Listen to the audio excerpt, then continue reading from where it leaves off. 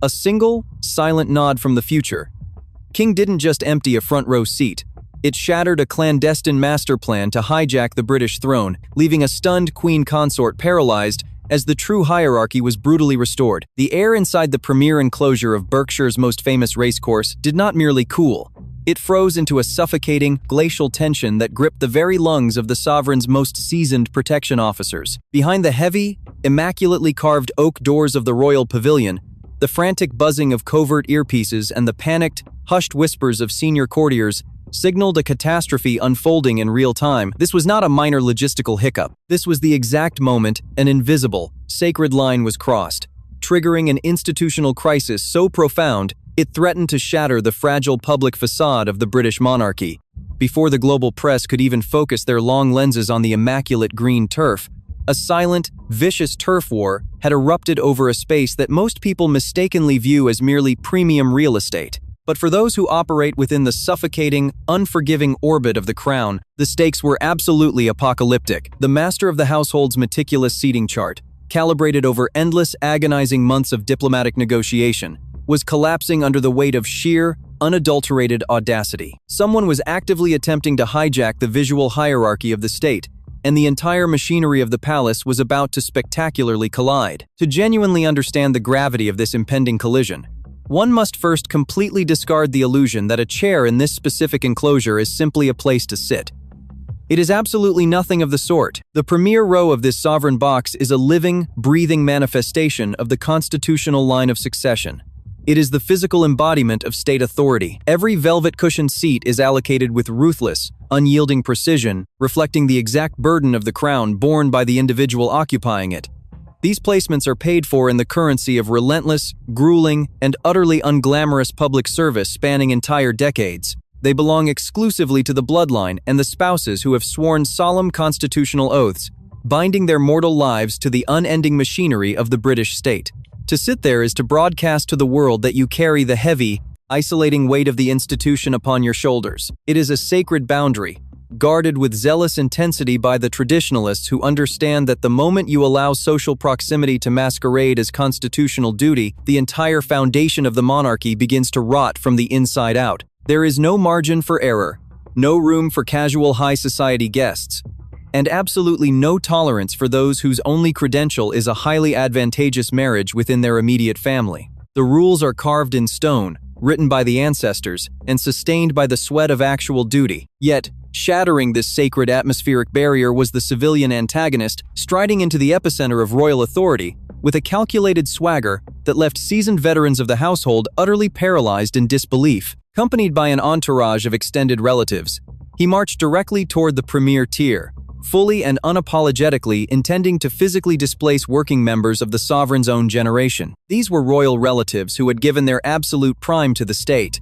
individuals who had cut ribbons in the rain for 40 years, suddenly finding themselves ousted by a civilian whose presence in that specific row held absolutely no constitutional merit whatsoever. This was no innocent misunderstanding. No one accidentally wanders past layers of elite security, bypasses royal protection officers, and ignores explicit administrative directions to claim the most coveted vantage point in the kingdom. The sheer brazenness required to look a working royal in the eye and silently claim their rightful, earned position requires a breathtaking level of hostile intent.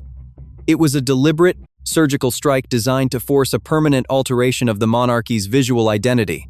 By seizing that prime territory, just moments before the television cameras were primed to broadcast the regal imagery across the globe, the intruder was attempting to bypass decades of strict institutional law. He was aiming to cement a false, manufactured narrative that his bloodline had seamlessly merged with the reigning dynasty, elevating himself to the status of a phantom royal. It was a bloodless coup, executed in broad daylight, wearing a flawlessly tailored morning suit, banking entirely on the assumption that the palace staff would be too paralyzed by polite decorum and fear of his maternal connections to stop it. The strategy was clear: create the optical illusion of belonging, force the traditionalists to blink first, and rewrite the pecking order of the most famous family on earth without ever asking for permission. But that arrogant assumption was a fatal miscalculation. It was an oversight that completely ignored the unyielding iron will of the men sworn to protect the true hierarchy.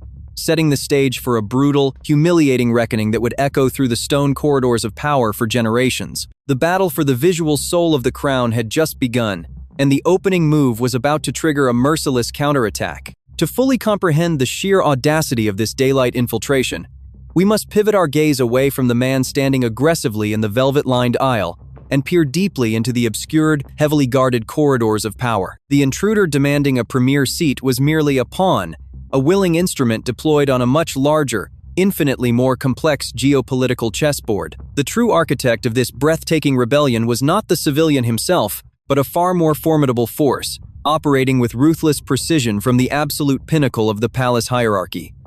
This was a shadow play, meticulously orchestrated by the queen consort herself, behind heavily closed doors, entirely insulated from the prying eyes and rigorous objections of traditionalist courtiers. A quiet, insidious campaign had been brewing for many relentless months. This confrontation was never born of a spontaneous, innocent desire to watch thoroughbreds thunder down a pristine track.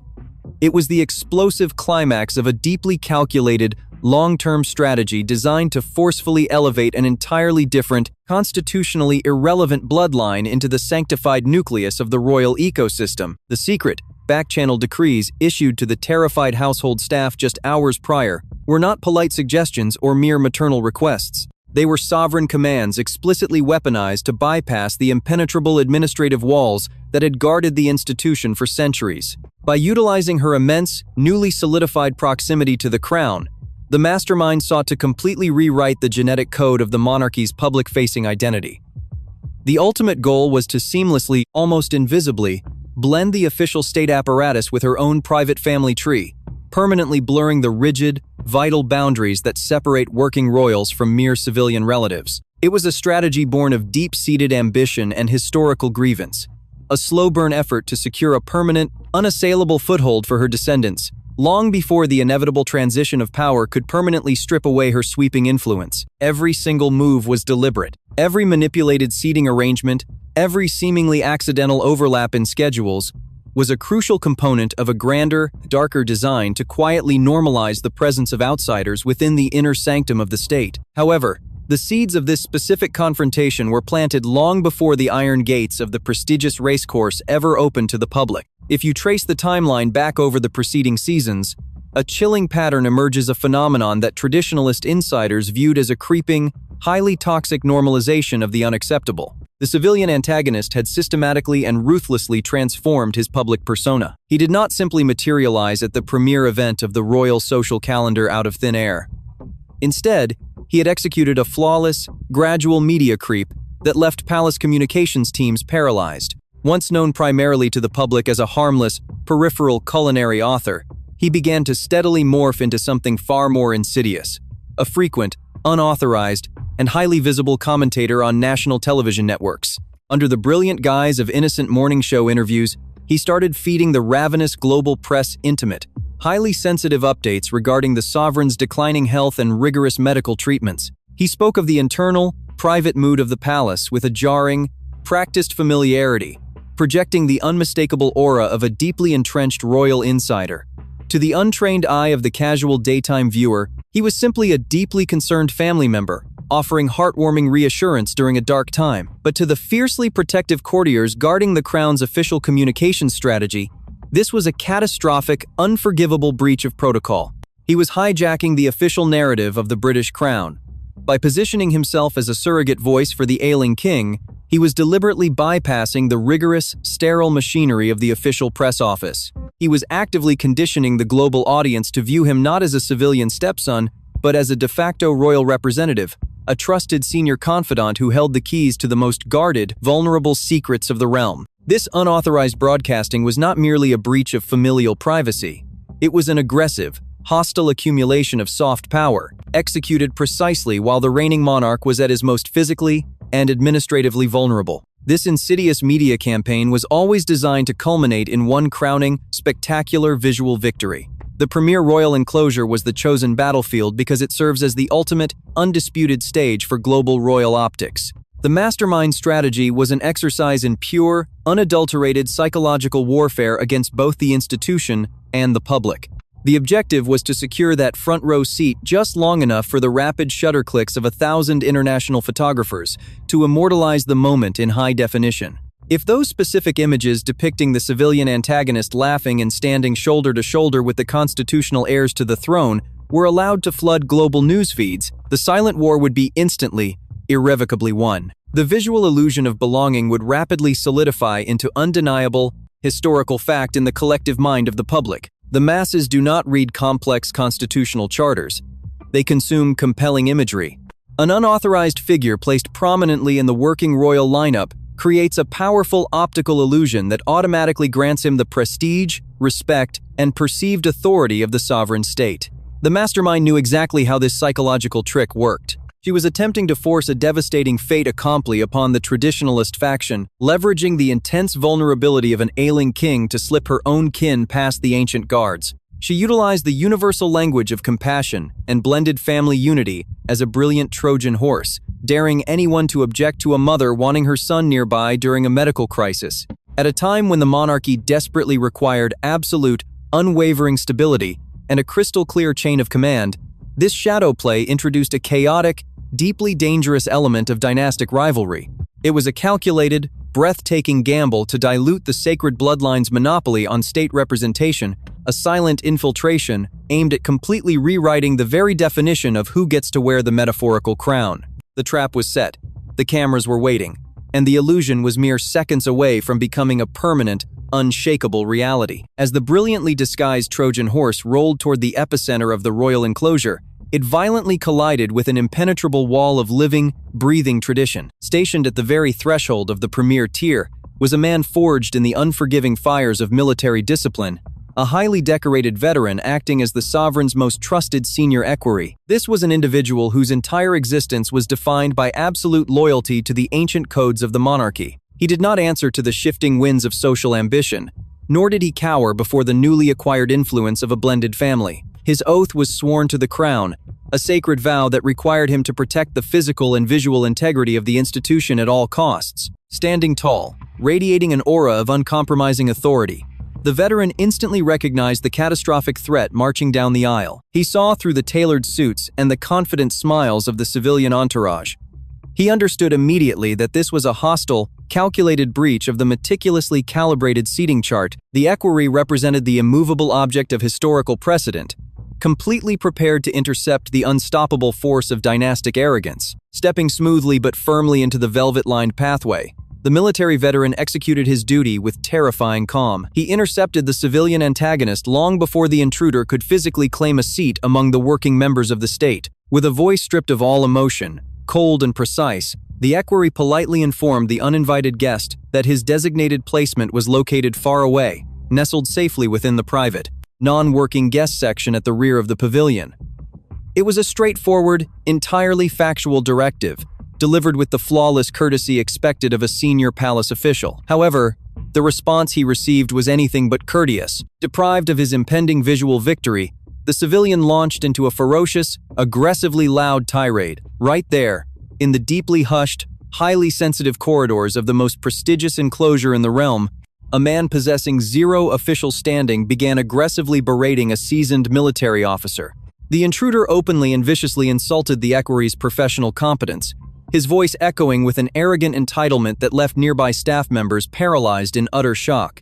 The civilian accused the veteran of fundamentally failing to understand the new hierarchy, demanding that the officer immediately step aside and surrender the territory. When the equerry remained utterly motionless, an iron pillar of protocol refusing to yield a single inch, the antagonist escalated the psychological warfare.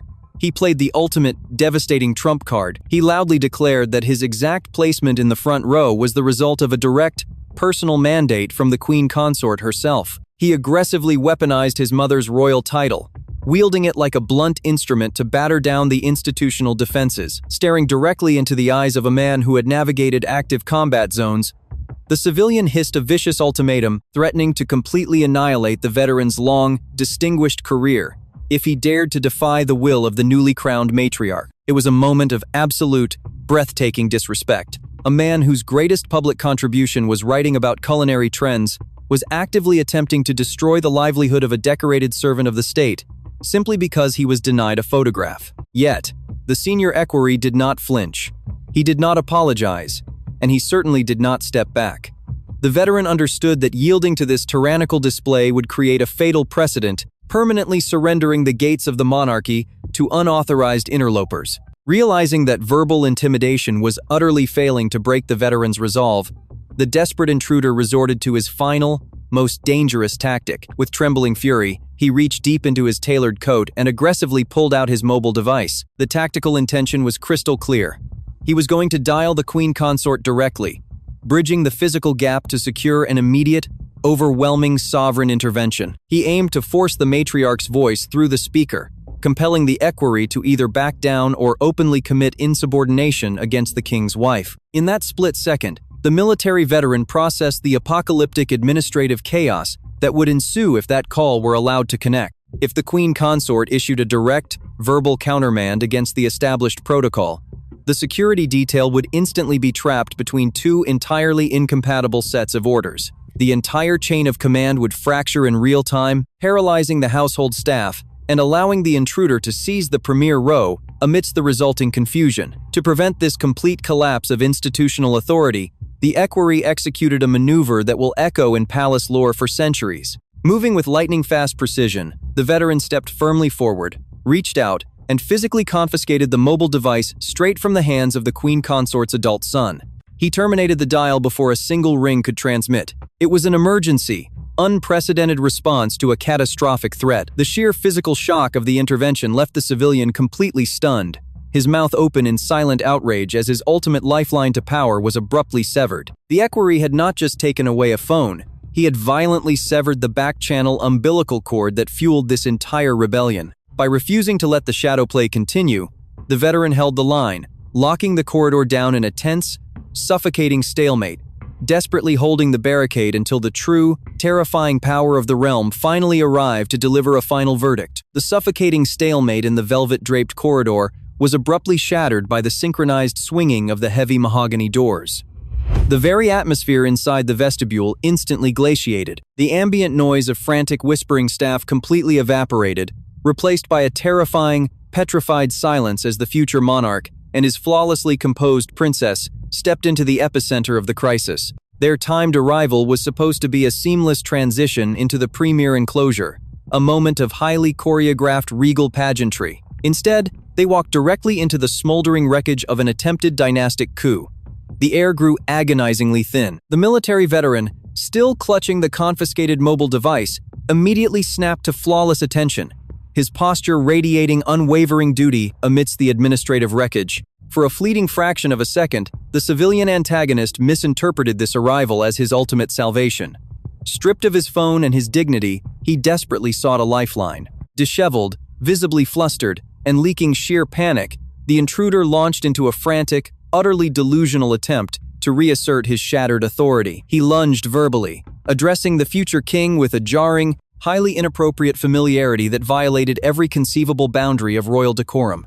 In a sloppy, desperate gamble, he attempted to claim a false brotherhood, loudly complaining that the security detail and the senior equerry were treating the queen consort's bloodline like common trespassers. He arrogantly demanded that the royal heir immediately intervene as his peer, severely punish the military veteran for extreme insubordination, and formally escort him to the premier row where he falsely believed he belonged. He was banking entirely on the naive assumption that modern familial sentimentality would instantly override centuries of ironclad constitutional protocol. That arrogant assumption was met with a devastating display of absolute sovereign power. The prince did not shout. He did not engage in a frantic debate, nor did he offer a single syllable of negotiation or comfort. He simply stopped walking. His posture shifted from relaxed elegance to a terrifying, unyielding rigidity. The heir's features hardened into a mask of pure, unforgiving steel, his eyes locking onto the frantic civilian with a coldness that could freeze the blood in a man's veins. This was not a domestic dispute between blended relatives. This was a future head of state confronting a direct, unauthorized assault on the structural integrity of his realm. The silence that radiated from the prince was not passive. It was an incredibly violent, offensive weapon. It sucked the remaining oxygen out of the corridor, completely suffocating the intruder's arrogant demands. By refusing to utter a single word, the future monarch denied the civilian any acknowledgement of equality. He refused to legitimize the hostile takeover with a verbal response. For endless, agonizing seconds, the crushing weight of that regal silence hung in the air, a masterclass in psychological dominance that permanently severed the antagonist's delusion of being a royal insider. The intruder's frantic pleas withered and died against the impenetrable fortress of the heir's unspoken wrath. Then came the verdict. It was swift, entirely devoid of mercy, and utterly definitive. The prince shifted his gaze away from the unraveling civilian and locked eyes with the senior military equerry. Without breaking stride, the future king delivered a single, imperceptible nod. That was it. One microscopic movement of the head. No written decrees, no raised voices, no lingering debate. That solitary gesture was the ultimate execution order, a silent command that completely obliterated the queen consort's secret back-channel directives and restored the ancient laws of the household. Instantly recognizing the absolute authority of the gesture, the sovereign's protection officers moved with terrifying, synchronized precision. They gripped the civilian interloper firmly, completely neutralizing his resistance, and began physically extracting him from the sanctified perimeter. The man who had walked in expecting a global photographic triumph was brutally dragged into the shadowed, rear corridors, entirely banished from the public eye, and stripped of his manufactured prestige. While the future king operated as the ruthless executioner of traditional protocol, an equally vital, brilliant maneuver was unfolding right beside him. The princess did not stand idle as the physical extraction occurred. She instinctively understood that while her husband was securing the internal borders of the monarchy, she had to frantically protect its vulnerable, public-facing exterior.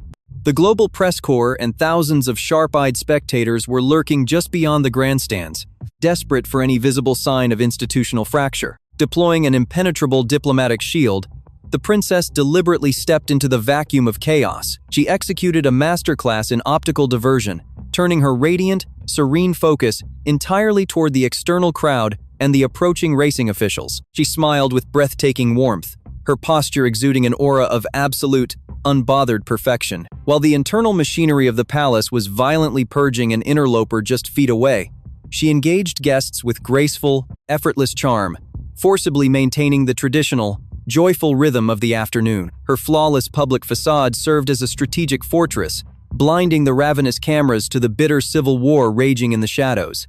Together, in a span of mere seconds, the couple executed a terrifyingly effective, dual-pronged defense of the crown. The prince's iron will violently eradicated the internal threat, while the princess's velvet diplomacy completely shielded the resulting carnage from the world. It was a breathtaking display of synchronized authority, a chilling preview of a formidable command style that would soon define an uncompromising, entirely ruthless new era for the British throne. As the heavy oak doors clicked shut, permanently sealing the civilian antagonist's humiliating fate in the dimly lit rear corridors, a secondary, far more dangerous detonation occurred within the royal pavilion. Word of the brutal extraction reached the queen consort almost instantaneously. The devastating realization that her meticulously constructed, covertly authorized shadow play had been utterly obliterated by a single, silent nod from the heir apparent sent shockwaves through her inner circle. The matriarch was not just embarrassed, she was deeply, fiercely incandescent with indignation. Her absolute authority, faced with this staggering reality, she made a tactical decision that completely shattered centuries of established regal decorum. In a move that left veteran courtiers utterly speechless, the reigning queen consort abruptly abandoned the crown's most prestigious social and institutional showcase. She did not feign illness. She did not offer a polite diplomatic excuse. She simply gathered her terrified entourage, summoned her motorcade, and executed a sudden, unscheduled departure right in the middle of the afternoon's proceedings. This was completely unprecedented. A reigning consort walking out of a premier state event to signal a personal grievance was not a mere tantrum. It was a highly visible, incredibly explosive declaration of civil war within the House of Windsor. Her empty chair in the premier tier became a glaring, silent scream of defiance, exposing a profound institutional fracture to the sharp eyes of the global press corps. By the time the royal motorcades returned to the fortified stone walls of Buckingham Palace that evening, the administrative machinery of the monarchy had completely split into two fiercely opposing, deeply entrenched ideological camps. The communications teams were absolutely paralyzed, caught in the crossfire of two distinct royal courts preparing for an all-out battle for survival. On one side stood the modernist faction, fiercely loyal to the queen consort. Their desperate strategy was to weaponize empathy, drafting frantic narratives that heavily emphasized the crucial need for a unified, blended family during a period of intense medical vulnerability for the reigning king. They passionately argued that the heir's rigid enforcement of protocol was excessively cruel, deliberately harsh, and lacked the basic human warmth required to support an ailing monarch. In their view, integrating civilian bloodlines into the state apparatus was a harmless, deeply necessary act of modern hospitality. However, the traditionalist faction, firmly allied with the Prince of Wales, viewed this modernist argument as a highly toxic, manipulative smokescreen. They saw right through the brilliant disguise of familial compassion, recognizing it as a ruthless, calculated power grab designed to permanently dilute the sacred, constitutional exclusivity of the working royal line. The traditionalists understood that if you allow sentimentality to dictate who occupies the sovereign's most visible spaces, you completely erase the boundary between those who dedicate their entire mortal lives to serving the state and those who merely exploit their marital connections for supreme social elevation. It was exactly at this moment of extreme institutional vulnerability, with the palace staff hovering on the brink of total administrative collapse, that the ultimate guardian of the realm stepped directly into the raging inferno. The late queen's only daughter, the Princess Royal, did not enter this crisis as a mere disgruntled relative. She arrived as the terrifying, uncompromising embodiment of her mother's ironclad legacy. For 7 decades, the late monarch had cultivated a standard of public duty that demanded absolute, unwavering sacrifice. To the Princess Royal, the events that transpired in Berkshire were not a trivial domestic squabble. They represented a grotesque, unforgivable sacrilege against the very soul of the crown. She possessed a formidable, universally respected moral authority that no civilian interloper or ambitious courtier could ever hope to challenge. When she unleashed her righteous fury upon the modernist faction, the very foundations of the ancient palaces trembled. In a series of blistering, high-level administrative confrontations conducted behind heavily guarded doors, the Princess Royal systematically and ruthlessly dismantled the Queen Consort's emotional arguments. She did not mince her words, nor did she employ polite diplomatic softening. She bluntly declared that the sovereign's declining health demanded a far more rigid enforcement of institutional discipline, not a chaotic descent into sentimental leniency. She absolutely refused to allow her beloved mother's magnificent, lifelong legacy of uncomplaining service to be cheapened by unauthorized social climbers, seeking premier vantage points and global photo opportunities. By aggressively aligning her immense, unassailable institutional weight squarely behind her nephew, the heir to the throne, she effectively crushed the internal rebellion of the modernist courtiers in a matter of hours. The Queen Consort's advisors, previously emboldened by their proximity to the king, were completely silenced by the Princess Royal's terrifying reprimand. Her devastating intervention decisively tilted the ultimate balance of power, sending a terrifying, crystal-clear message echoing through every single corridor of the royal household. The ancient, forged-in-fire rules governing the visual representation of the British state were entirely non-negotiable. The dangerous experiment of civilian infiltration had been violently halted, and the absolute sanctity of the working monarchy was forcefully, permanently restored by the very woman who embodied its most grueling demands. Faced with an unprecedented internal rebellion and the terrifying, united front of his heir and his formidable sister, the reigning monarch found himself backed into an agonizing administrative corner. The king was ultimately forced to recognize that maintaining a delicate, diplomatic neutrality between his fiercely ambitious wife and his ruthlessly protective son was no longer a sustainable strategy for survival. The highly public walkout executed by the Queen Consort had completely transformed a backstage skirmish into a raging constitutional inferno, leaving the sovereign with absolutely no choice but to take decisive, history-altering action. Forced to quell the civil war threatening to consume his reign, the monarch authorized a sweeping, draconian decree that would permanently alter the visible landscape of the British monarchy. This newly codified directive, instantly dubbed the slimmed-down mandate by terrified palace insiders,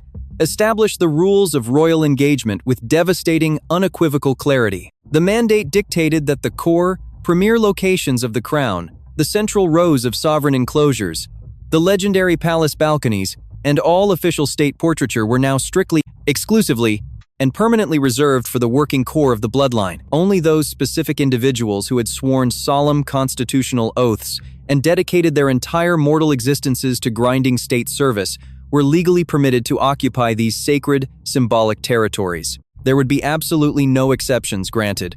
no gray areas tolerated, and no temporary diplomatic passes issued for extended civilian relatives, regardless of their maternal connections to the throne. This sweeping administrative purge effectively dismantled the matriarch's covert, months-long strategy of gradual integration overnight. It slammed the heavy iron gates shut, permanently locking out any future attempts at dynastic contamination and legally insulating the sovereign's working representatives from unauthorized civilian displacement. However, the structural reorganization of the realm did not stop at merely securing the physical boundaries of the royal estates.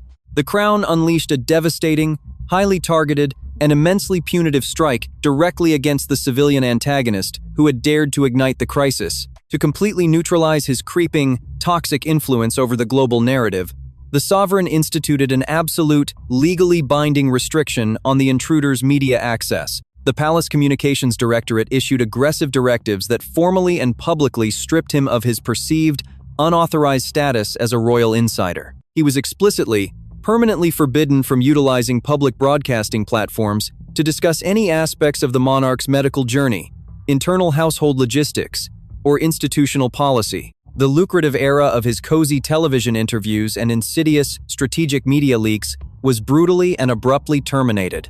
This surgical intervention successfully severed the umbilical cord that connected his mundane culinary persona to the immense prestige of the throne, thrusting him back into the shadows of total civilian obscurity where he belonged.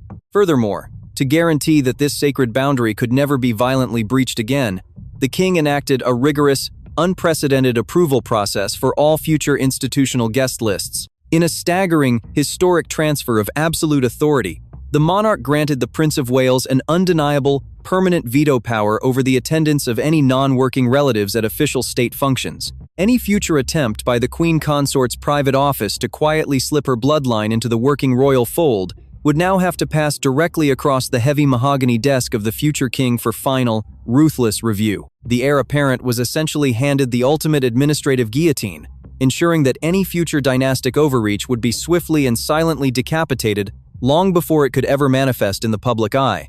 The profound, terrifying aftershocks of this sweeping purge have made a singular, undeniable reality crystal clear to every single courtier operating within the ancient stone walls of the British palaces. The transition of ultimate sovereign authority is no longer a distant, theoretical concept floating harmlessly on the horizon.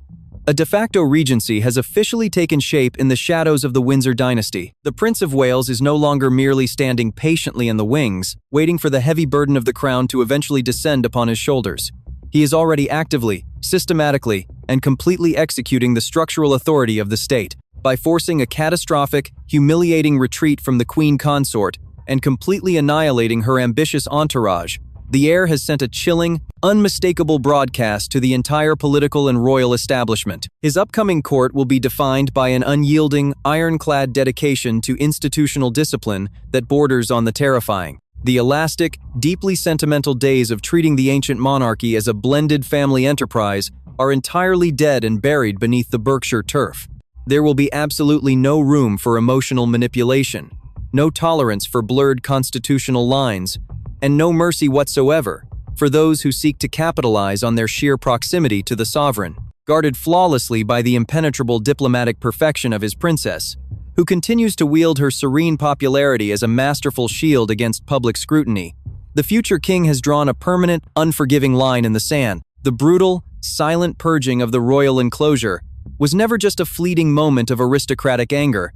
It was the definitive, historical turning point that cemented the absolute sanctity of the royal bloodline. The dawn of the Iron Reign has officially arrived. The ultimate message radiating from the highest levels of the palace is terrifyingly clear.